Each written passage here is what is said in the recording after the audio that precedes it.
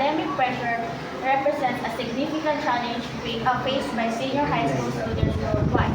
It results from various demands, including heavy workloads, tight deadlines,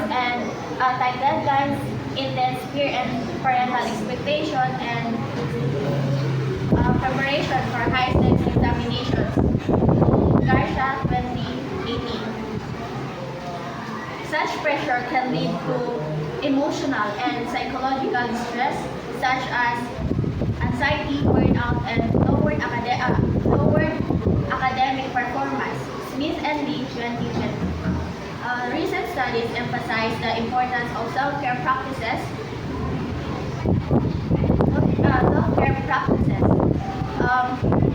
Recent studies emphasize the importance of self-care practices, including mindfulness, exercise, and time management, in mitigating these negative effects by promoting resilience and wellness. Johnson and others, 2019, 2018, 2021. Despite its critical role, many students lack systematic support and knowledge to develop effective healthcare routines. Statement of the problems. This study aims to address this research following questions. First, what is the level of academic pressure experienced by senior high school students? And second, what are the primary sources of academic pressure among these students? Third, what effects does academic pressure have on students' mental, emotional, and physical health? And fourth, what self-care practices do senior high school students currently employ to cope with academic pressure? And lastly, what self-care routine plan can be proposed to help students manage academic pressure? The specific objectives of the study. The general objectives is to investigate academic pressure among senior high school students as basis to develop a self-care routine plan. The specific objectives is to assess the level of academic pressure among senior high school students. Second, to identify contributors of academic pressure. Third, to determine the effects of academic pressure among the students. And lastly, fourth, to examine existing self-care practices among the students. And lastly, to develop a self-care routine plan. To help students manage academic pressure. Significance of the study. This study provides valuable insights to students, educators, and policymakers. It equips students with practical self-care strategies to improve well-being and academic performance. Educators may use findings to support students' mental health initiatives. The research contributes to academic literature on adolescent stress management. Scope of the limitation. The research focuses on senior high school students selected scope of the limitation. The research focuses on senior high school students within a selected area. It examines academic pressure related to workload, expectation, and competition, excluding stressors outside academics. The proposed self-care routine targets practical and accessible strategies suitable for these demographics. Chapter 2, Review Review of related literature. Academic pressure is identified as a multidimensional construct with major sources, including parental expectation, peer competition, and academic workload. Garland 2018. Excessive pressure correlates with adverse psychological outcomes.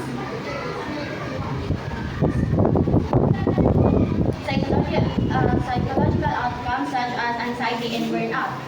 Smith and Lee 2020 research underscores the effectiveness of self-care routines, including mindfulness, relaxation techniques, exercise, and time management to alleviate stress and improve resilience.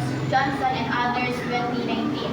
Thompson and Green, 2021, highlight that the structured self-care positively influences student topic and academic performance.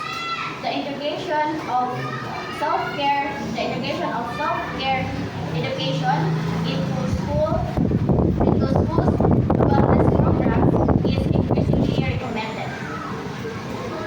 Chapter game methodology. Research design.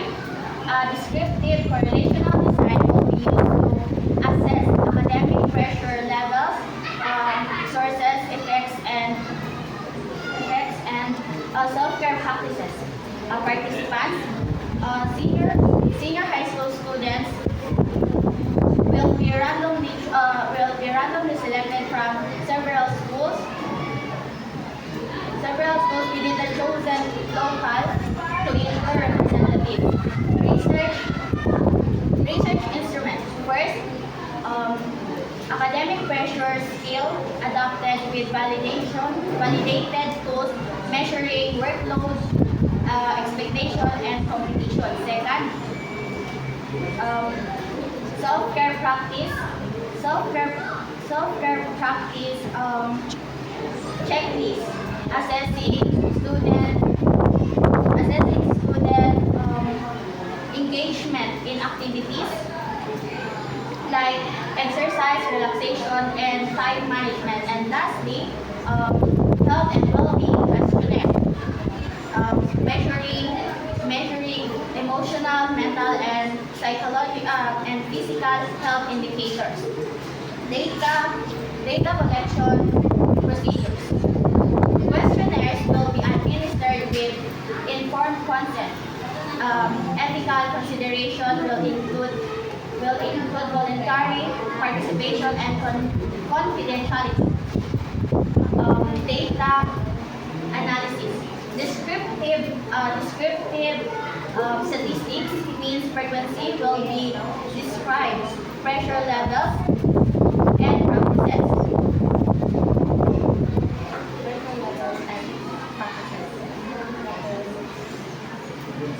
Pwede mo magdalaw? Pearson correlation will examine Pearson correlation will examine the relationship between academic pressure, health effects, and self-care. Regression analysis will identify predictions of well-being. Chapter 4 review. Chapter 4 result and discussion. It is expected that senior high school students will report moderate and high levels academic pressure primarily due to workload and exam preparation. Gresham 2018. The data should reveal significant negative effects on mental health and physical health consistent with findings by Smith and Lee 2020.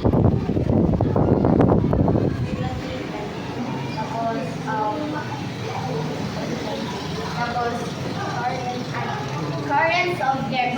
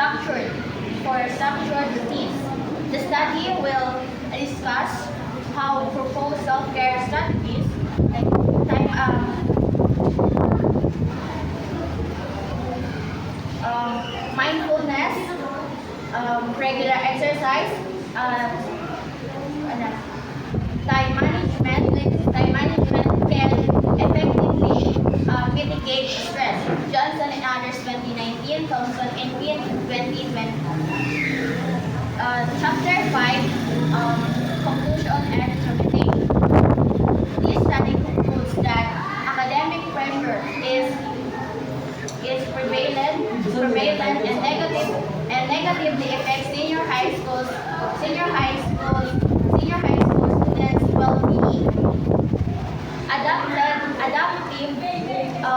Adaptive, systematic self-care routines is accessible to support health and academic success.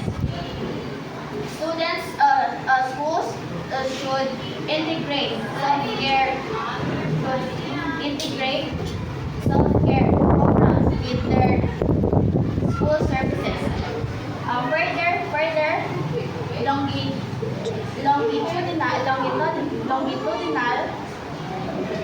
longitudinal studies are recommended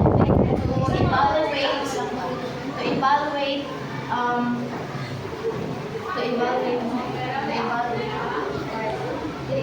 evaluate the long-term effects of self-care intervention. And this is my research.